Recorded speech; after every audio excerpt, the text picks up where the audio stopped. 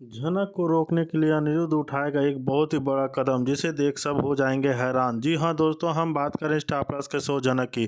तो दोस्तों आगे बढ़ने से पहले अगर आप इस चैनल पर नए हैं तो इसे सब्सक्राइब कर दीजिए, साथ ही बेल आइकन को दबाना ना भूलें। वीडियो अच्छा लगे तो इसे लाइक जरूर कीजिएगा। चलिए आगे बढ़ते हैं दोस्तों। जैसे कि झनक सीरियल में अनिरुद्ध झनक को रोकने के लिए एक बहुत ही बड़ा कदम उठाने वाला है जिसके बारे में किसी ने सोचा तक नहीं था। इसलिए दोस्तों अब कहानी पूरी तरह से बदलती हुई नजर आने वाली है, क्योंकि हमें देखने को मिलने वाला है कि अनिरुद्ध चाहता है कि झनक अभी इस घर से ना जाए ताकि वह अपने बच्चों की मौत के सदमे से बाहर निकल सके।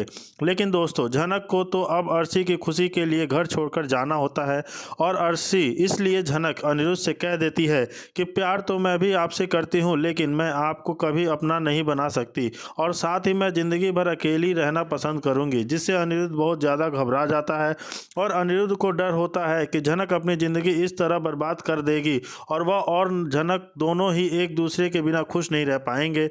इसके बाद अनिरुद्ध को लगता है कि अब अर्शी को अपनी ज़िंदगी में नई शुरुआत कर लेनी चाहिए और अर्शी को भी अपने करियर को बनाना चाहिए। इसके लिए झनक अनिरुद्ध अर्शी को छोड़ने का बड़ा फैसला ले लेता है ताकि अर्शी भी अपनी ज़िंदगी में आगे बढ़ सके। लेकिन दोस्तों वहीं दूसरी तरफ जब झनक घर छोड़कर जा रही होती है तभी अनिरुद्ध झनक को रोकने की कोशिश करता है, लेकिन झनक अनिरुद्ध की एक नहीं सुनती और इसके बाद अनिरुद्ध की बहन मिन्नी अनिरुद्ध को बताती है कि झनक तुमसे कितना प्यार करती है और झनक आपसे यह सब नहीं बताती ताकि आप अर्शी का ख्याल रख सके।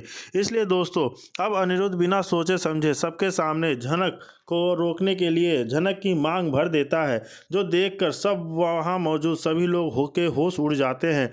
इसके बाद अर्शी अनिरुद्ध से सवाल जवाब करते हुए नजर आती है और अनिरुद्ध से कहने वाली है कि अब मैं कहाँ जाऊँगी और तुम्हारे बिना मैं कैसे रहूँगी। इसके बाद अनिरुद्ध अर्शी को समझा देता है कि हम दोनों एक साथ कभी खुश नहीं रह पाएंगे, इसलिए मैंने इतना बड़ा फैसला लिया है और तुम्हें भी अपनी ज़िंदगी की नई शुरुआत कर लेनी चाहिए। वहीं दूसरी तरफ सृष्टि कुलभूषण के साथ मिलकर झनक को जान से मरवाने का घटिया प्लान बना रही होती है।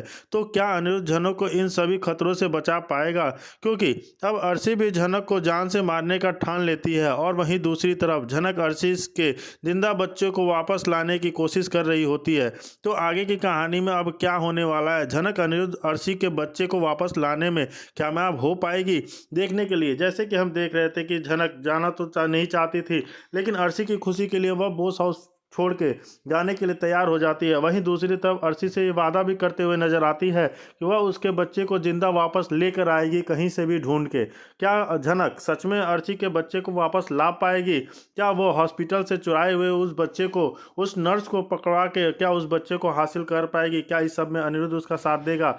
वहीं दूसरी तरफ एक और खबर आ रही है कि अनिरुद्ध अर्शी को जल्दी तलाक देकर और झनक की शादी करने वाला है। जी हाँ दोस्तों, जैसे कि हम देख रहे हैं लगती है, लेकिन उसके कान में सिर्फ अर्शी की जो बातें गूंज रही होती है, मेरे बच्चे को अपना लेना, झनक उसका ध्यान रखना, झनक तो मेरे बच्चे की माँ बन जाना।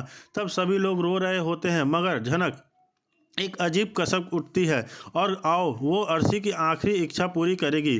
झनक अनिरुद्ध की तरफ देखकर रहता है, आंखों में हजार सवाल है और सबके बड़ा सवाल यह है, क्या झनक वो अब बच्चे की जिम्मेदारी लेनी चाहिए?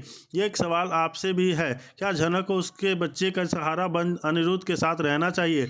और इधर विपाशा की नई चलाक चाल, बच्चा अभी भी खतरे में है।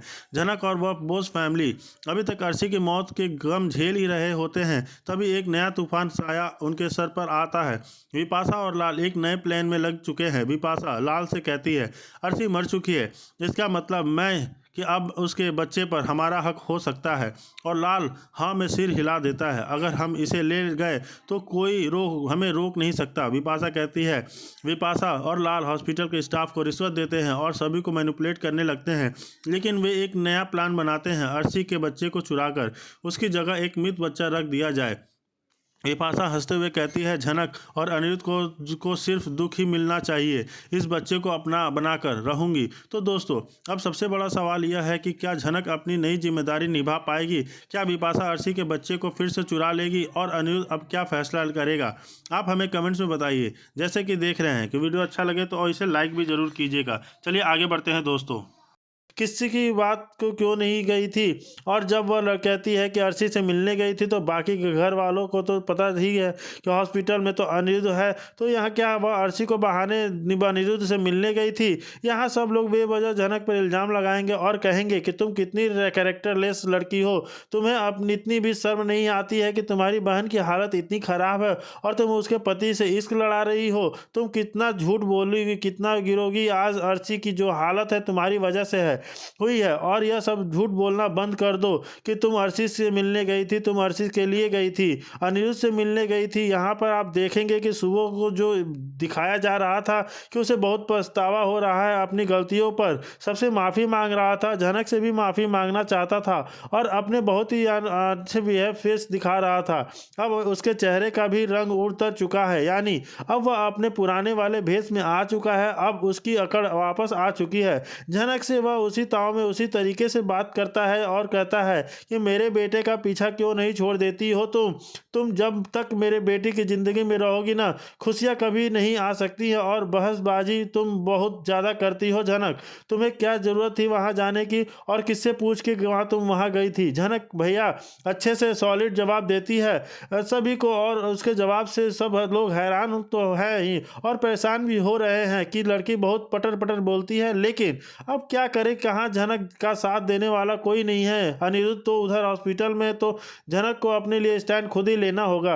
लेकिन यहाँ छोटौन जो है उसका जनक का साथ देता है। छोटौन मीनू काफ़ी ज़्यादा परेशान है कि आज इतने अच्छे दिन भी यह लोग तमाशा खड़ा कर रहे हैं, कम से कम इस रिसेप्शन को तो अच्छे से हो जाने दो और जनक को क्यों हर बार ब्लेम करते हो। कुछ भी हो जाए तुम जनक के लिए ऊपर ही चीज़ थोप देते हो, गलत बात है। और अर्शी बहन, उसकी बहन और अर्शी उसकी मर्जी, वो जाए या ना जाए, आप लोग ज़बरदस्ती उससे क्यों कुछ भी कह रहे हो। तो दोस्तों यहाँ पे जो है जनक की काफ़ी ज़्यादा इंसल्ट होने वाली है, जो कि कोई बात नहीं है, यह आम बात भी है। और वहीं आप देखने वाले हैं कि जब अनिरुद्ध को से जनक अकेले में बात करती है तो इस चीज़ को बिपाशा देख लेती है। जी हाँ दोस्तों, विपाशा का काम ही है कि सबका आग लगाना, वो नारद मुनि का काम करती है, आग में घी डालने वाला और सबके कान भरने वाला। जी हाँ दोस्तों, जैसे कि हम देख रहे थे कि अपनी बेटी जनक को जान से मारने की कई बार कोशिश भी कर चुकी है, कितना अटेम्प्ट कर चुकी है उसको मारने के लिए। जनक को जन्म देकर उसने अपना नाम ही नहीं दिया,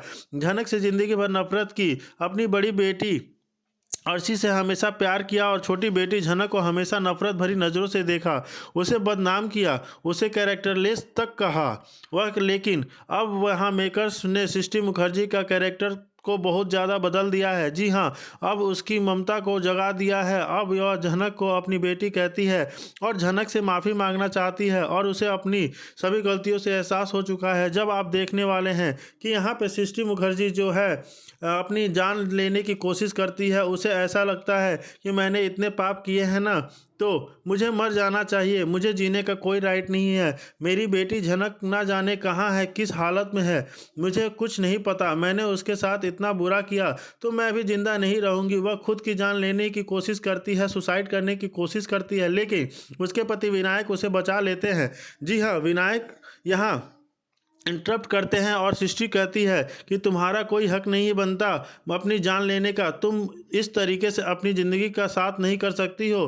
पर झनक की बात तो बस भगवान से यही दुआ करो कि वह जहाँ भी हो ठीक हो। फिर आप देखने वाले हैं क्योंकि यहाँ बोस हाउस में मेलोड्रामा तो चलता ही रहता है।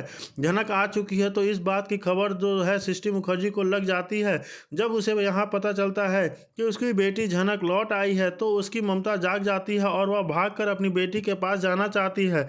जी हाँ, वह अपनी बेटी के पास जाना चाहती है, उसे गले लगाना चाहती है और वहाँ लगाती चाहती है, उसे खूब प्यार देना चाहती है और माफ़ी मांगना चाहती है अपनी सभी गुनाहों की। दोस्तों यहाँ सृष्टि मुखर्जी का अवतार तो बिल्कुल ही बदल चुका है।